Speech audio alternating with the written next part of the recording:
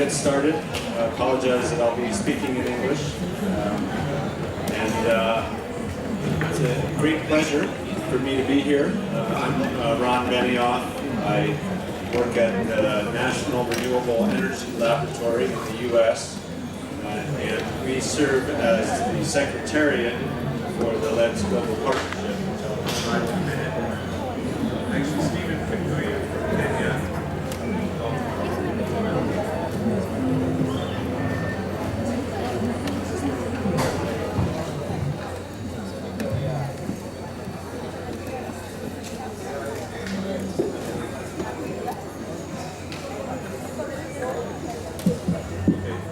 Now is that working? Okay. Stephen Kinguya from Kenya, who along with Jane Evinger, who introduced a minute, is a co-chair of the partnership. He needed to attend another event for his boss. So he said yes to his boss, which is the right move. We're very lucky to have him as a co-chair.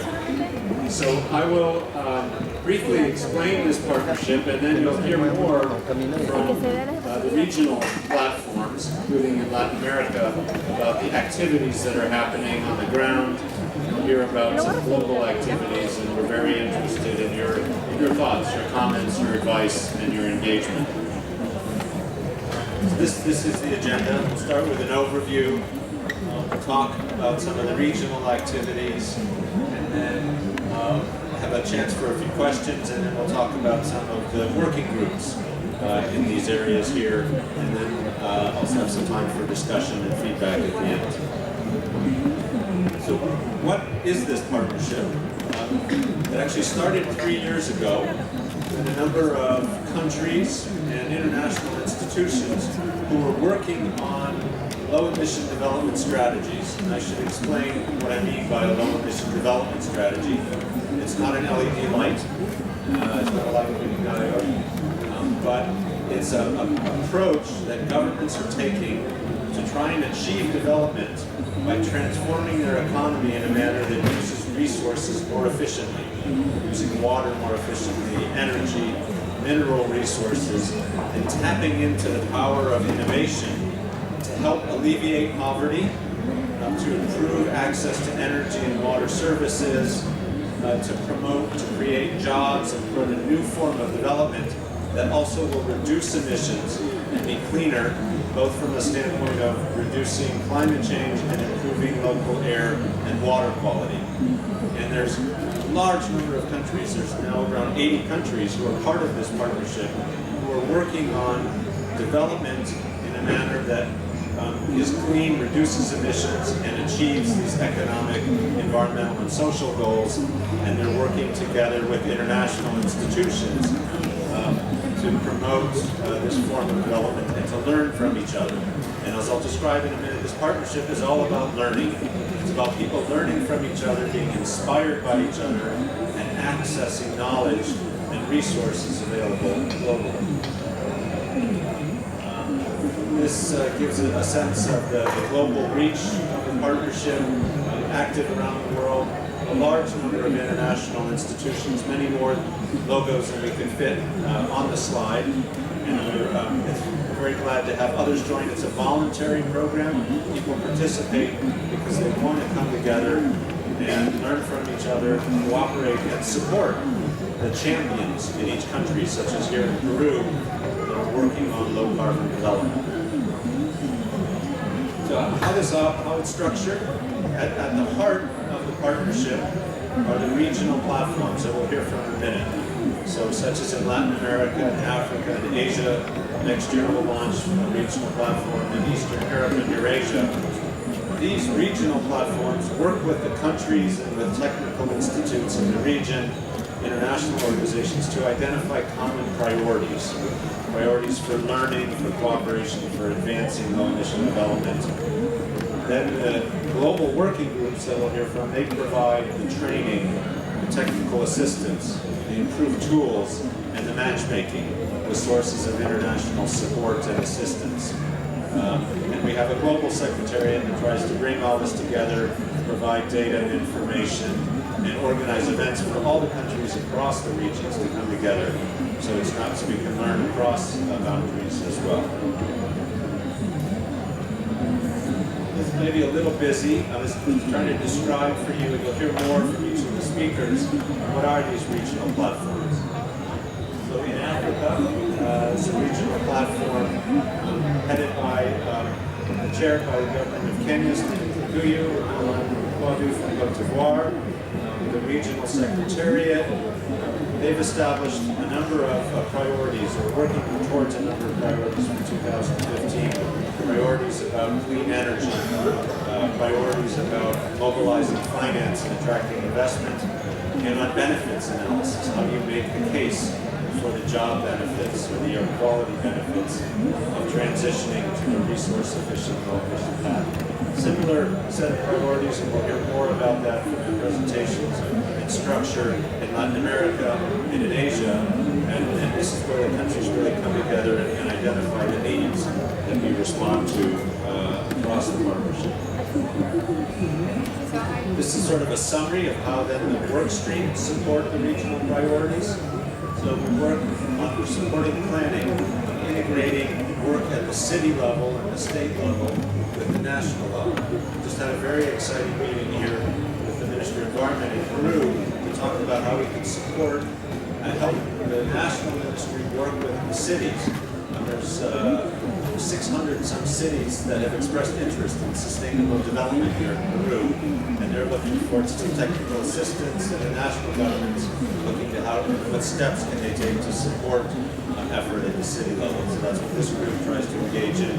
There's a group on finance that brings together knowledge about how governments can use their budget and how they can use their ability to de-risk markets through instruments like loan guarantees or credit lines, and use of bonding authority to attract private investment.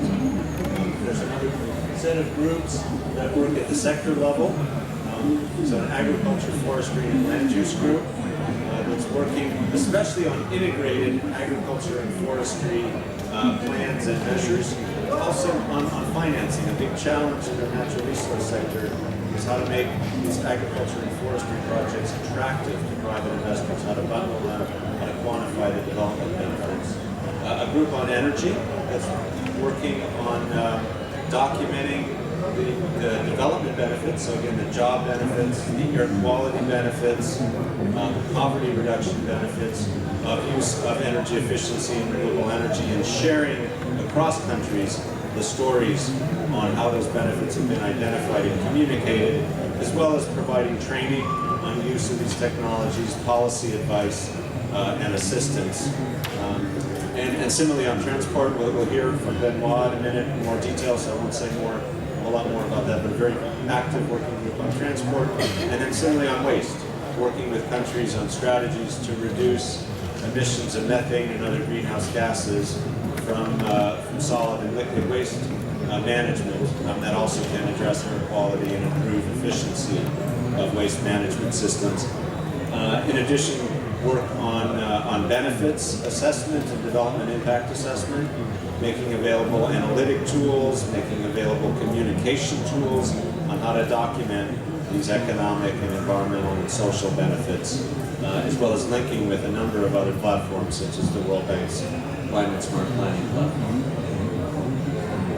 So after saying all this, what do we really do with the LEDS Global Partnership? What does this really mean? There's sort of three things it boils down to. One is that we provide an opportunity for champions in the countries and in international institutions to come together and learn from each other.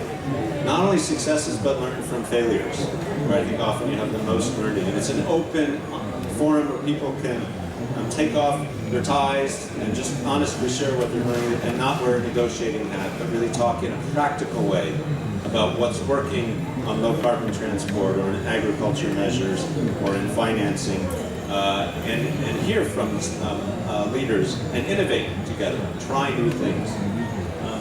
Secondly, it's a space for technical cooperation, where we can identify gaps in knowledge and resources and work on improved tools. So we've worked on a transport toolkit to help people understand low carbon transport options. Worked on a tool for visualizing the development benefits of low emission strategies. So decision makers have not just the cost information, but also the job and poverty and air quality and energy security benefits. We've worked on some technical collaboration to provide assistance, direct technical assistance to countries. And across all the areas, we have expert teams that are available at no cost to countries to provide advisory support on a limited basis. And then, of course, it's matchmaking. It's tapping into global resources.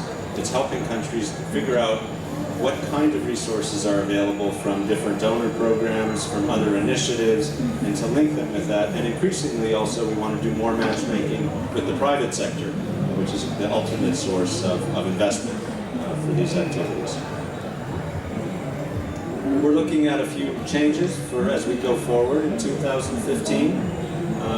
We're going to have a very sharp focus on continuing to support implementation to help countries make a transition from a plan to mobilizing investment and implementation support also at the subnational level, to helping countries make the case and have built political support across stakeholders for action, to narrow down a little more detailed work in a few priority areas, because we've been a little broad, and we'll talk a little more about that, and to make this community come alive and really be a member-driven community practice, to recognize leaders and to link leaders and really engender an ongoing dialogue. And also bring in the private sector, I should note, and other stakeholders. And we'd love to have you, more of the NGO community and the nonprofit community, work with us. So I'll stop there. I think when we come to discussion, we'll be very interested in your feedback. How can we make this partnership of greater value to you and the government, the private sector, NGOs around the world, and how can we deepen collaboration? And this is the contact information. And if you want to join the partnership, all you do is go to the site, ledsgp.org, and you join and you identify what working groups or regional platforms are of interest. So it's now my pleasure to introduce Jane Ebinger. Jane is manager of climate policy team at the World Bank. I'm one of the leaders of the World Bank on their climate change initiatives. We've really been honored to be able to work with Jane, and she serves as one of the co-chairs of the LEDS Global Partnership. Thank you, Ron. I'm very pleased to be here with all of you today, and great to have such a good audience. I've got the pleasure of moderating a panel. It's going to run in two parts. The first part focusing on the regional platforms and their work in Latin America, in Asia, and in Africa. And the second half will talk a little bit about the working groups, so what's happening on themes like transportation. So it will give you an opportunity to both hear from those who are leading this work and also to ask questions of them. I think what's amazing about this platform is it's a place to connect champions, and it's a place to connect people who are doing the work. We found it extremely helpful to be part of this in the World Bank, and we've learned a lot. We're sharing what we've learned. We're providing and sharing technical resources, and we're helping people get expert help when they need it. I think this is an opportunity for you to hear where this partnership can also help you. So I'm going to invite three people up to the stage for the panel. We have Ali Sheikh. He's the Asia Director, Climate and Development Knowledge Network, and he also leads the Asia LEDS Partnership. Welcome, Ali. I'd like to invite Ana Maria Mahano. She's the Associate Director for the Latin America Center for Competitiveness and Sustainable Development at the INCAE Business School, and she's the coordinator for the Latin America Regional Platform. And then I'd like to invite Ron up to the stage again. He's here representing Stephen Kunguyu, who is not able to make it here today, but what he's going to do is tell us a little bit about what's going on in the Africa region. Panelists, I'd like to ask each of you, maybe starting with you, Ali, if you'd be willing to speak for 3 minutes or so and give the audience a little bit of an overview of what's going on with the Asia platform. Thank you, Jane. It's a pleasure, and it's Really a privilege to be here this morning. I just want to see from the show of hands, how many of you have been to Asia, any country in Asia, by show of hands? 5 or 6. Let me first tell you 2 or 3 things about Asia, which I'm sure many of you know. It's the most urbanized continent, the most populated continent. It probably has more countries. Some of the world's biggest countries like China or India, and some of the world's smallest countries like island nations. So the demands, the expectations, needs are very different. So sea water rise to melting glaciers, everything is in areas as well. Urban transportation, urban planning, land use, all this stuff is interesting. Now, catering for all this kind of demand, being flexible while being very, very focused has been a good challenge that the Asia-LEDS partnership had.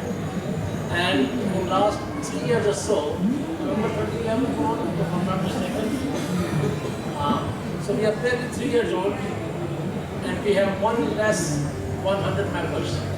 And I'm saying it deliberately, 1 less 100.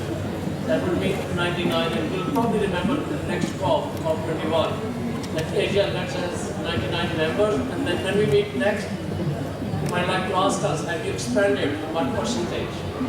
So there are some very interesting things in this 99 membership. 2 months ago, there was a meeting in an annual forum in Jakarta, Yogyakarta, is the fifth city there. And there were more than 250 participants there. Most of them came on their own. They paid their way. Their friends paid their way. We at the Asia Partnership did not. LEDS Partnership did not. And that shows the strong demand that we have for this initiative in the conference. More than 25% of our membership is governments and subnational governments. 20% of membership is coming from private sector. In between these 2 percentages, there are non-profit, there are think tanks, there are technical organizations, there are donor agencies. So it's well represented. When we look at the pie, overall size, it seems that we have got our feet on the ground and we have attracted people towards us. How did we attract? We did not pay for boarding cards, we did not pay for the hotels. Our agenda has been of good interest to them, and we'll learn more from me later on. Thank you. Thank you, Ali. Anna, maybe I could turn to you to give us an overview of the Latin American partnership.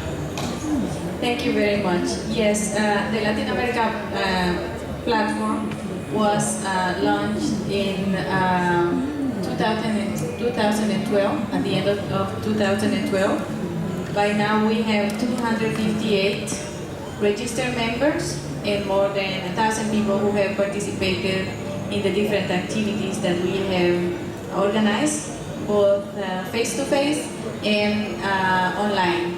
And I mentioned online, probably we have had more online participants than face-to-face participants because we have been very active in the organization of monthly or bi-monthly or twice a month webinars in different areas and with different partners. We have in the last year organized 15 webinars in topics that are of priority for our membership. And in that sense, I would like to share, or to coincide with you, in which, catering to the needs and interests of the membership, but being very focused is a big challenge because there is all this diversity of needs, but also we need to have priorities. And to me, it has been very interesting. We have already organized 3 regional workshops. One in Costa Rica in 2012, one in Lima last year, and this year in Santiago we just had our last one. And the titles, the subject of those workshops, I think show how we are going in the interest of our membership. The first one was on promoting LEDS. The second one was on planning LEDS. And the last one that we just had was on going from planning to implementation. And the priorities each year have been consistent, but being more focused. And for next year, we have 5 priorities for the work of the region that are very focused on implementation, how you do specific things. So I think that this reflects, and I'm going to end with this, the state of the issue of LEDs.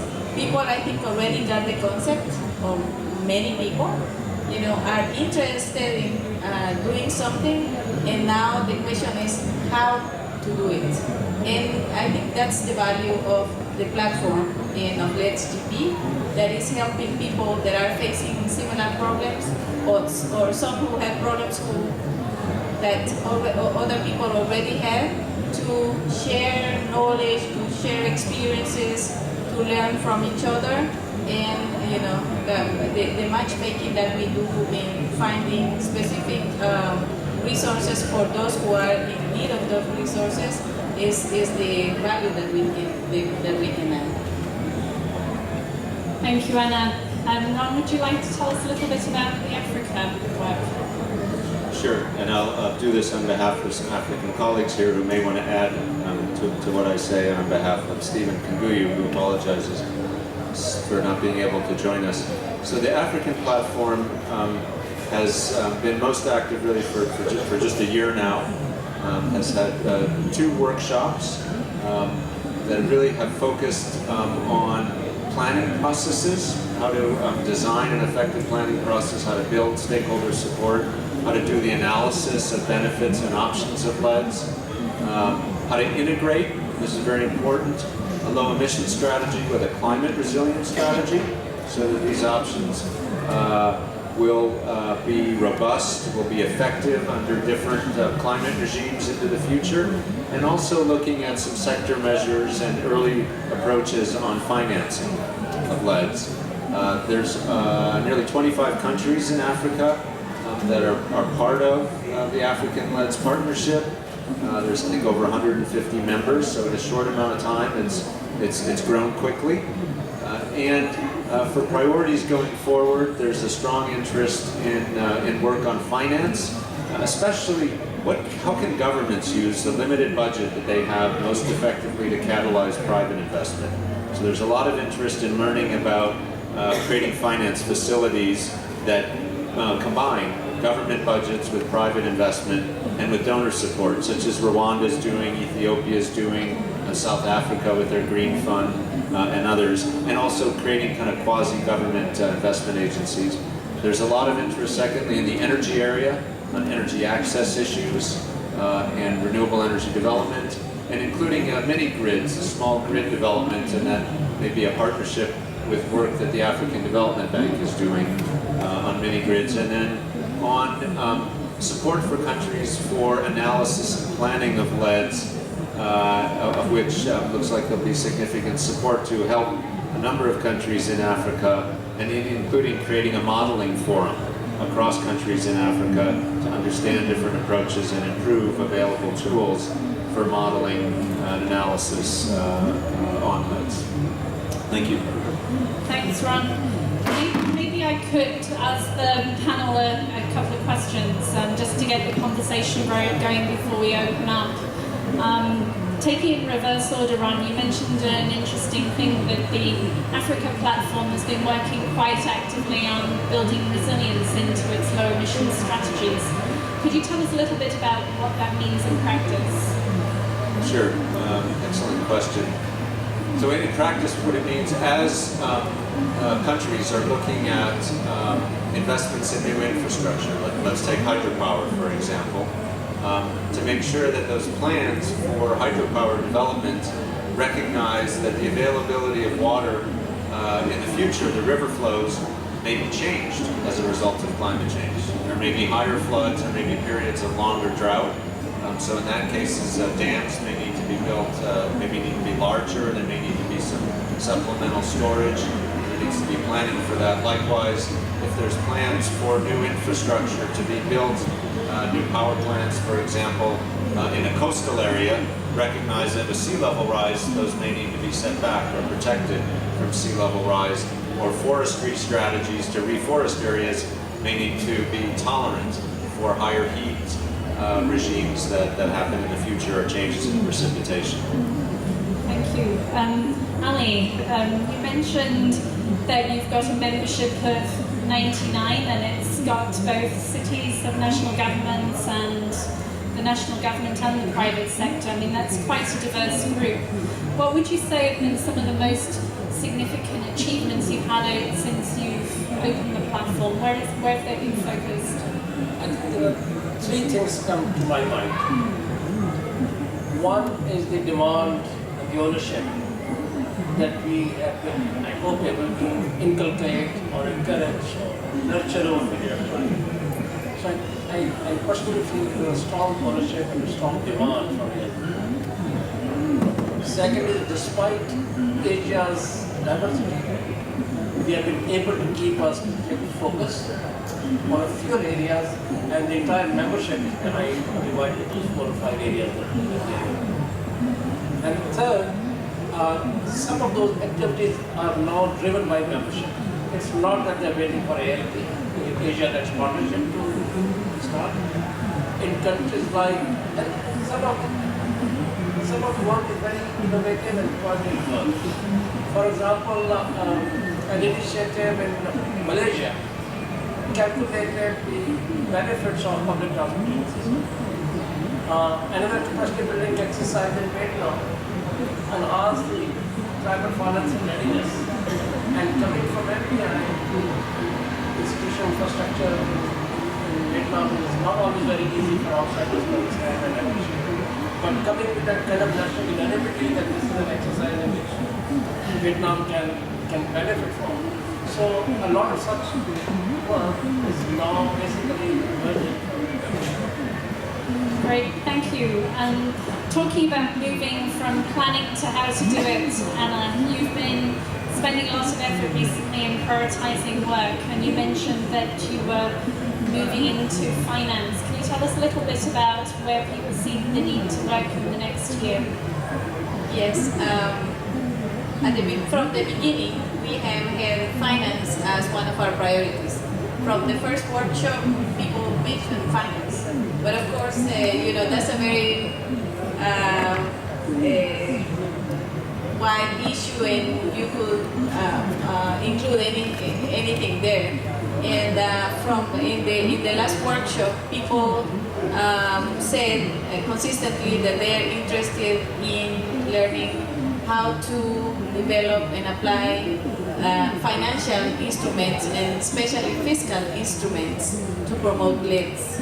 So we just had this morning with a group of members who are participating in the COP an exercise to focus even more and the issue of fiscal instruments, and of course not only taxes, but fiscal instruments in general is I think one that countries want to look at, because and I think that's our added value there.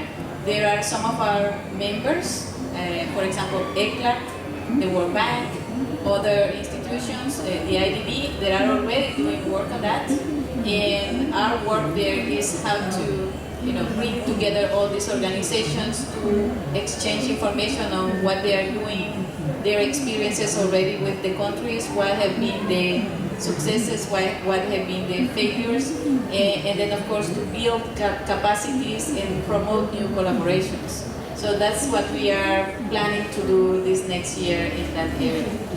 Sounds like a big agenda. I'd like to give the people in the audience an opportunity to ask some questions. You'll see that they're working on a diverse range of very sort of practical issues when it comes to mitigation of emissions. We'd welcome any questions, comments you have on that, but we'd also be interested to hear from you about how we could connect even better with local institutions, what more we could do to bring other stakeholders, government officials into this partnership so that we have a deeper collaboration. But if anyone has a question in the audience, maybe I could ask you to stand up and introduce yourself.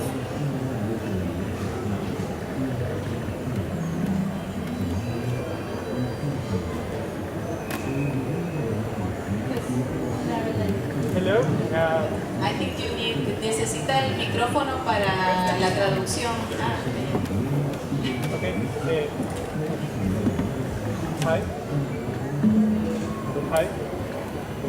Hi.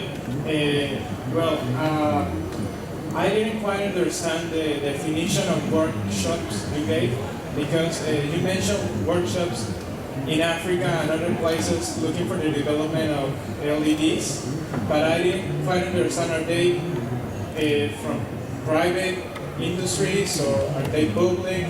Are they from the communities? Where are they working exactly? Are they factories? I didn't quite understand that, because you mentioned workshops in a lot of places, but I didn't understand their characteristics. Yeah, it's an excellent question, and we weren't very clear. I guess first thing to point out, and some may have come in late, so our focus is on low emission development strategies rather than LED lighting. And for these low emission development strategies, which are strategies that require work across government agencies and technical institutes to develop a plan for how to change social and economic development so that 20 years from now and 10 years from now, countries will be in a path that are using resources more efficiently, tapping local innovation, local skills in a manner that creates jobs, reduces poverty, and reduces greenhouse gas emissions. So for these workshops, we bring together the government agencies, technical institutes, international institutions such as the World Bank, that's been a very strong partner providing a lot of training and technical support. And we invite the private sector in as well. They haven't participated as actively because we're just now getting to implementation issues. Buenas tardes. En español mi pregunta. La pregunta es, usted habló de una plataforma en la cual no solo miembros gubernamentales, sino grupos de interés, ONG se juntan para discutir los temas. Pero ¿hay algún mecanismo que ustedes estén proyectando para que sea efectiva integrar estos resultados de la discusión dentro de los planes de los gobiernos? Porque en este tiempo la información está en las universidades, en los institutos, pero todavía no entra a los planes gubernamentales. ¿Cómo ve eso la organización LEDS?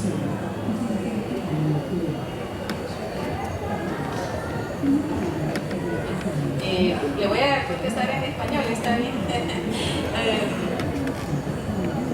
Sí, precisamente nosotros somos una plataforma en el sentido amplio de ser un espacio de encuentro de diferentes actores, gubernamentales, no gubernamentales, a nivel nacional, con instituciones internacionales que están tratando de promover el desarrollo bajo en emisiones y resiliente al cambio climático.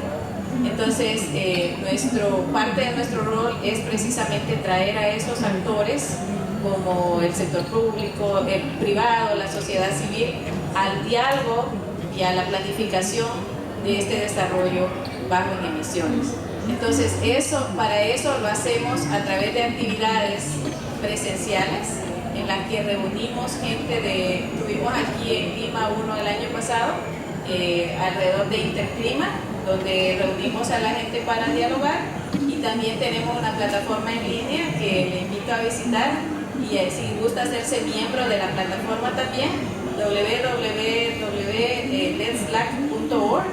Entonces, a través de esa plataforma de comunicación virtual, también promovemos la discusión, tenemos webinars, publicamos recursos. Entonces, nuestro rol es, digamos, precisamente el de promover intercambio de información. Tenemos algunos indicadores de cómo se logra lo que queremos hacer, pero nuestro rol es promover intercambio de información, de experiencias, construir capacidades y, como decía antes, también promover colaboraciones para que se logren esos objetivos. Question at the back.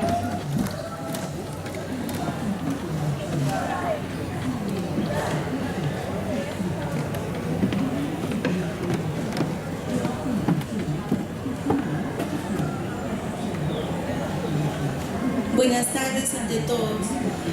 Primeramente para felicitar a todo este equipo y segundo para un poco llamar la atención. Creo que este afán, digamos, de sensibilizarnos en el mundo sobre el cambio climático es muy importante.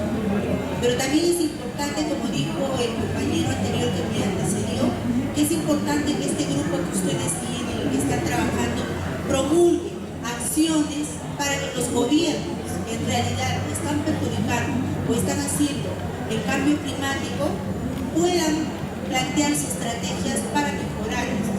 Porque creo que ya pasó mucho tiempo de sensibilización. Todo el mundo sabe lo que está sucediendo con los glaciares, con el calentamiento global y otros fenómenos. Lo que necesitamos ahora es una plataforma en las cuales ustedes y la comunidad civil, como ustedes han manifestado, y otras instituciones, promulguemos a los gobiernos, que son los principales actores para que detengamos este cambio climático. Eso es lo que necesitamos. Capaz de sensibilizar en Latinoamérica. Tenemos que enfocarnos en los países en los cuales, ¿qué países son los primeros países que están perjudicando o que están aumentando el cambio climático? Tenemos Japón, Estados Unidos, la India, China. ¿Qué está pasando con estos gobiernos? ¿Por qué tenemos que sensibilizar mucho? ¿Por qué no tenemos que entrar en acción para que estos gobiernos políticamente puedan plantearse estrategias de mejora? Gracias. Just wondering if one of the panelists would like to talk a little bit about the work that's been done with, I think, nearly 80 governments now on LEDS planning. What does one of those plans look like in practice and how advanced are they? Yeah, so I guess maybe responding to that and the excellent question that was posed about how to move this process forward and really get to action and get to support and mobilization. The governments are, of course, at different stages, but increasingly the governments are at a point where they have identified options. They've put together a set of policies. First, I should say they've identified options and they've set goals, and their goals related to increasing employment, reducing poverty, and to reducing emissions and other development goals. And they have targets that they've established for 2020 or 2030. They've then defined a pathway, a set of policies or measures in transport and energy and waste and agriculture to achieve these goals. And most of these governments now are at a point of starting to implement, get support for adoption of these policies, and work on mobilizing private investment and how to attract the financing, and as well as how to get local governments and down to the community level to develop similar plans so the national policies can then be implemented locally and with the communities.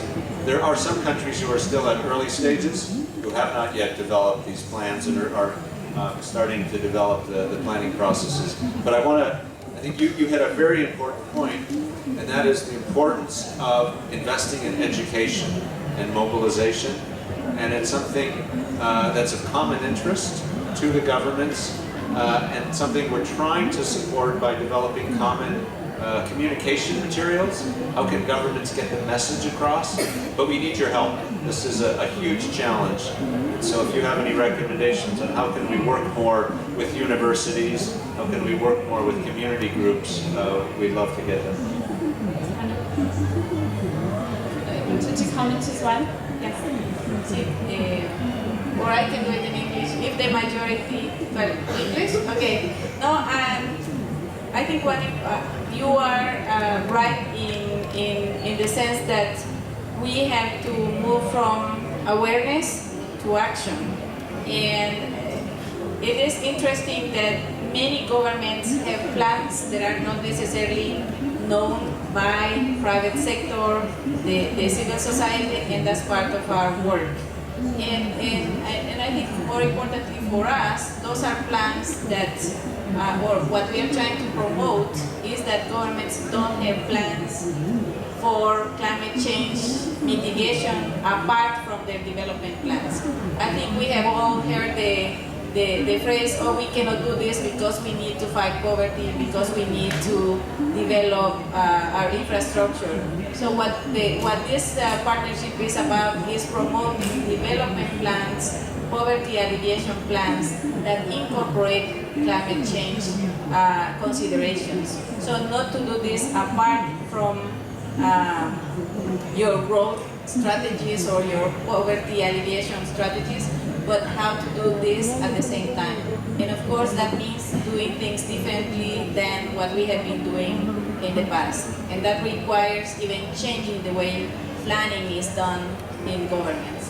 That's a big task, but that's why we need to work together, finding and sharing the solutions that governments and other stakeholders are developing. Well, I have not fully, sorry. Sorry, you'd like to comment as well? I just wanted to, even if my apologies, I did not understand the question. But the fact that you referred to the knowledge management part, communication part, maybe I can just add a sentence or two. That's one of the biggest challenges. How do we simplify our messages for different publics or different constituencies, different audiences, or the policy community at large. That's not an easy thing. Blogs, policy briefs, webinars, all these exercises have a limited utility, and the job at hand is extremely challenging. The question is, how do we bring that into the mainstream culture of policy making? How successful we are in reaching out to policymakers to prioritize this in their own financial allocations, and also getting on the global cutting edge of knowledge debate so that they could see it for themselves that it is in their own interest. The investments need to be made now for them to be ready for future, and that requires very strong communication tools, including the role of academia, media, and other sectors. Question at the back there. Felicito y agradezco que nos hagan partícipes de esta iniciativa. La pregunta es, ¿cómo han pensado hacernos parte de esta cascada de información para llevar a nuestras comunidades, a nuestras familias, a nuestros entornos laborales de una manera más organizada y secuencial este tipo de información para que no se pierda el impacto en una vez, en una conferencia, en una feria, en un momento? Sí, yo creo que mi colega hablaba de un concepto muy importante que es el de gestión de la información, ¿verdad? ¿Cómo hacer? Porque hay muchísima información que no necesariamente está llegando a quienes necesitan tomar decisiones. Y por tomar decisiones no me refiero, casi siempre hablamos de tomadores de decisiones cuando hablamos de los ministros, ¿verdad? Pero la verdad es que todos somos tomadores de decisiones económicas en diferentes aspectos de nuestra vida.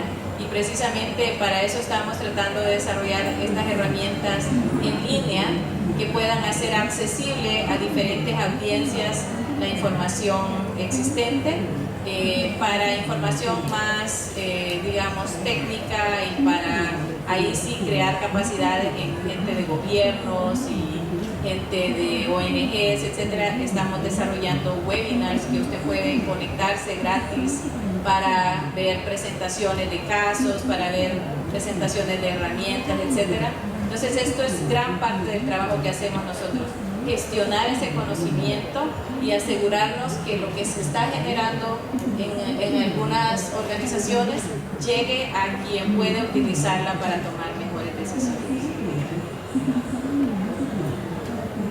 And just help us think in four simple steps.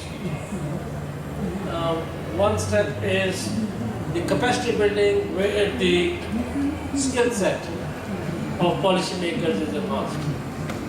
Second is some scientific development to develop toolkits, frameworks, so that they could apply across the frontiers in different situations and different countries. Not very tight, so that it's not relevant for them, flexible enough for them to adapt to their situation. But essentially, such toolkits are extremely important. And third step is helping create a community of practice. When in forums like this and the annual forums that we have organized in Asia, for example, people come, attend these trainings, check these toolkits or frameworks that we do, a new community of practice is made. And that is extremely important. It's a growing community in Asia. And the fourth step is learn from each other, share with each other what is happening in the world and they need to be engaged in. INDCs, for example, what is INDC? Intended or relation? Intended, nationally determined contributions, for example, is one area where the governments have been announcing their intentions, but forums like ALP have provided an opportunity to move one to step forward. Just one logistical matter. I'm sorry, but I'm seeing many people standing in the back of the room, and there are some seats here, and we have another set of panelists. So if you, don't mind the reserve. No, por favor pasen. No importa que diga reservado, siéntense, porque vamos a tener otro panel después. So there was a question from the back. There was a gentleman back there, and then Pablo further to the front here.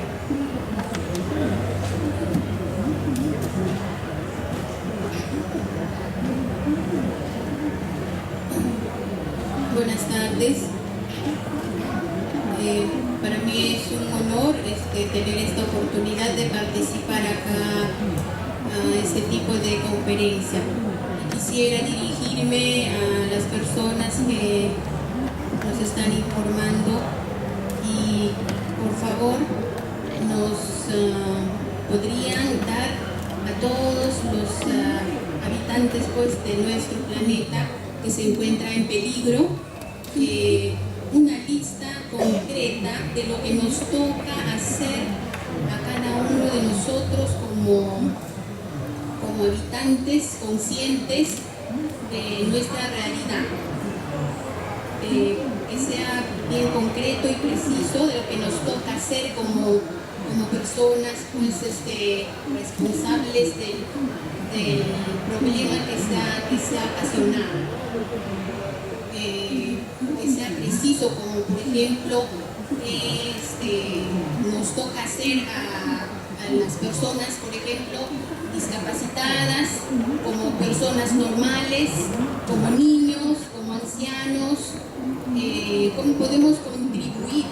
Por favor, les pediría, les suplicaría que nos den una información muy específica para cada persona pues, que necesitamos realizar. Por ejemplo, podría ser esta información en una pancarta para los que pueden leer, para los que no podemos leer, de repente en braille, con mensajes de lo que nos toca hacer,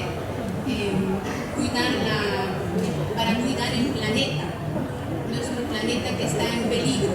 Por ejemplo, no usar las energías, no sé qué más, una lista concreta de lo que nos toca hacer como responsables de nuestra propia realidad. Gracias.